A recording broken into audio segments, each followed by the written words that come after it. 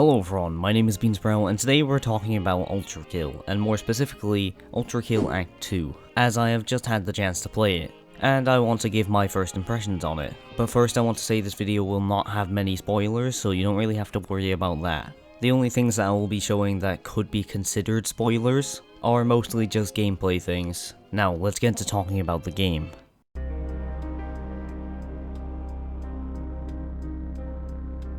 And I just want to say right off the bat that I really enjoyed Act 2. I was already a fan of the game anyway, so it wasn't a surprise that I like it. But I did have the expectation that it would be fun, but it wouldn't be as fun as the first act. And I'm happy to say that I'm wrong. I actually think I like Act 2 more than the first act, but only time will tell if that opinion stays true. As for many, they seem to like a game more than they actually do when they first play it. But in this case, I highly doubt that my opinion's gonna change.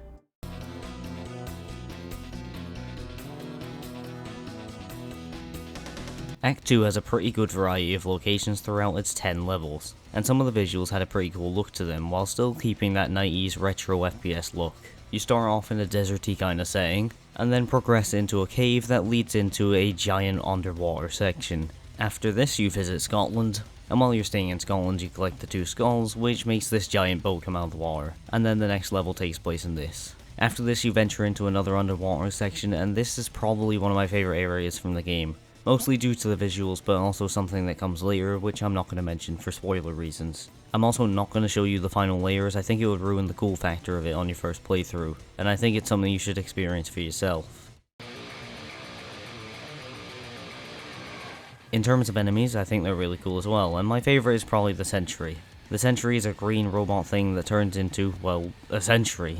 When this happens, it can only be countered by using certain abilities such as the red arm and the ground slam, or by hitting it with a shot from the rail cannon, but by far my favourite way to disrupt it is by shooting the antenna with the revolver. Enemies that have cool weaknesses like this are always fun, and they make the combat a lot more interesting, especially for a Doom Eternal nerd such as myself. One of the reasons why that game is so satisfying to play is that enemies have certain weak points and vulnerabilities that can be exploited by the player.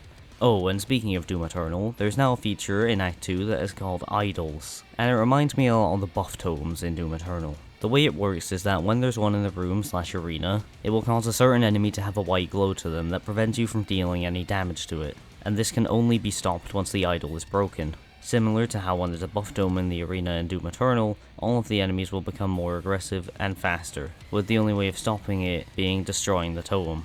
I think the idol system gets used in a cool way by the Ferryman boss fight, which is the first boss fight you encounter in Act 2, who by the way does have pretty good music to accompany him. And that leads me into talking about the music.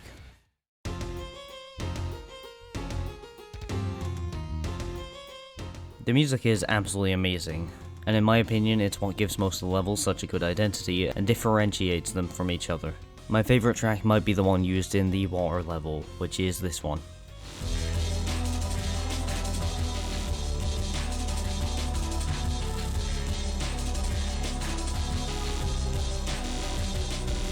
And I mean, the music in ULTRAKILL was already pretty good, so it was a given that it was going to continue that trend. I personally think ULTRAKILL's got a really cool style to it, and it is definitely on my list of favourite game soundtracks. But that was my first impressions on ULTRAKILL Act 2. I was writing the script right after I finished it, and overall I think it was pretty great. But if you like FPS content and you enjoyed this video, then I would recommend liking the video. And if you really enjoyed the video, then I would recommend subscribing to the channel, as I'm planning on doing more variety in the games that I cover, depending on how well it goes. Of course I will still be making Doom content, but I will also be covering some other games every now and then. And if you want to see more content from me, then I'd recommend watching my streams that I do every Friday. But other than that, thank you for watching, and as always, have a nice day.